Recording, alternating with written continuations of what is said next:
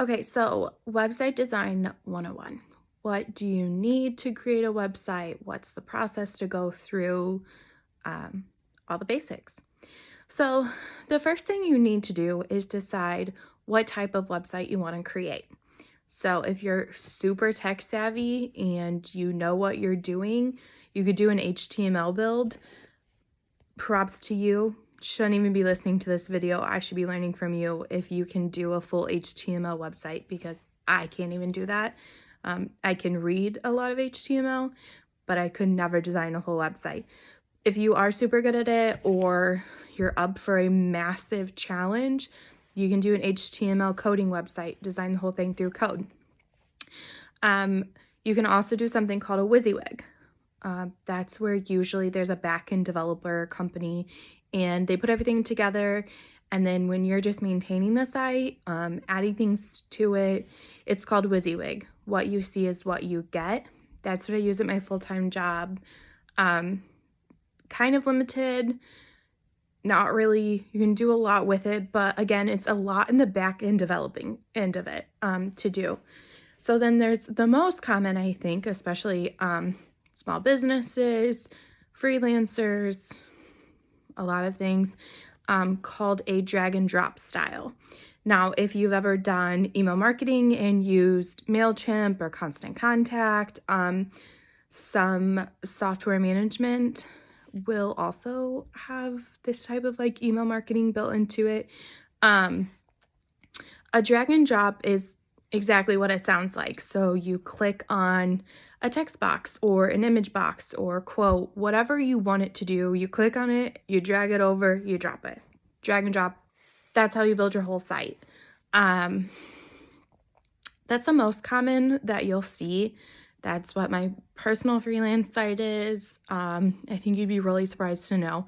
It's also super easy. So your first step then is done. You've decided what kind of website you're gonna do. You can get online to do a drag and drop. You can get online and just really type in almost anything. Foursquare, Wix, Weebly, Vistaprint, kind of almost anything, whatever you're looking for. So your next step then is your URL. Your URL is so important to your business. It literally tells everything. It's the first thing people see. So try to keep it short, try to keep it simple. You don't want it to be super long. You want it to be definitely very memorable and explain who you are and what you are. Usually your name is in your URL. .org, .com, .net doesn't really matter. I think there tends to be a stigma around .net, but again, doesn't really matter what you choose for that. You can just type in domains available into Google. It'll pop up a bunch of generators and you can then put in the URL that you want to see if it's available. So now that you have your URL and your website, you're going to want to input your logo. I would definitely do my logo before I did my website. Your website is going to be based around your logo usually. So you'll have your color scheme come from your logo. Your logo should be somewhere on the very front of your homepage, recognizing it. You want brand recognition right with that. Your font should match up. You want to make sure it's in the same font family.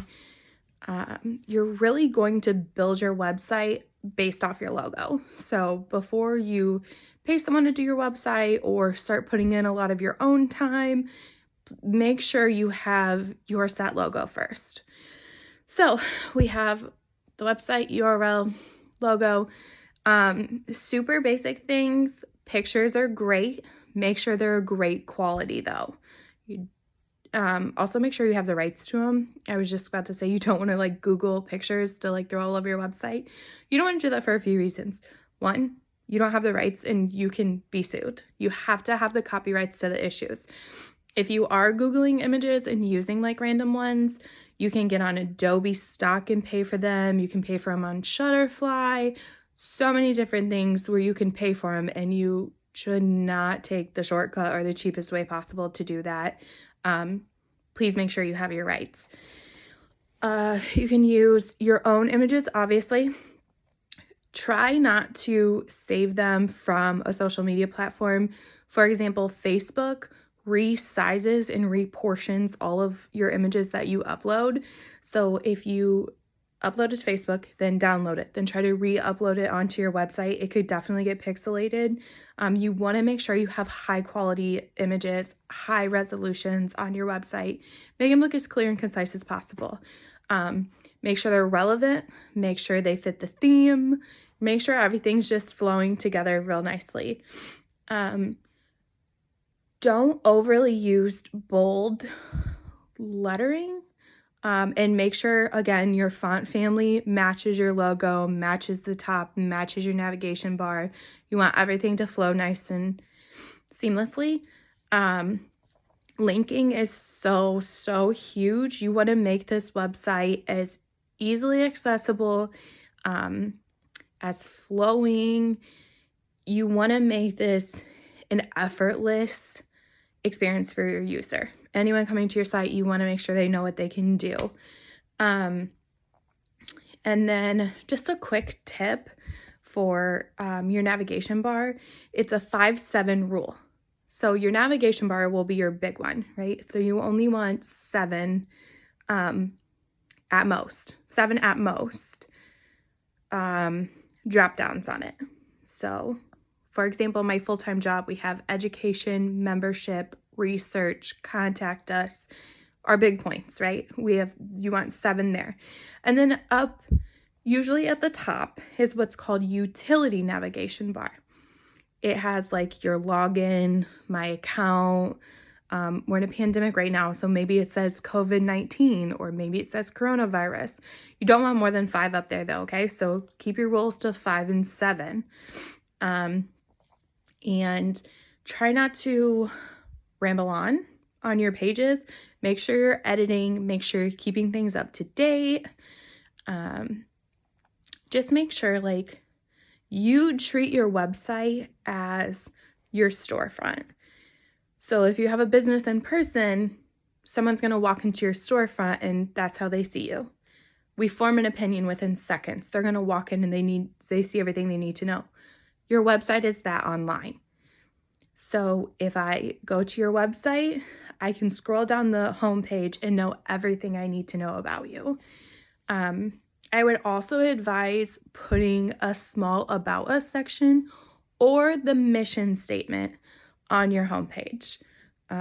If you look at my personal one right now, I don't follow that rule, but I have my featured YouTube video or Instagram IG video and my featured blog post. So you really want to make sure you're calling out the important things. Be precise, be to the point, make sure it all flows. So that's it for Website 101.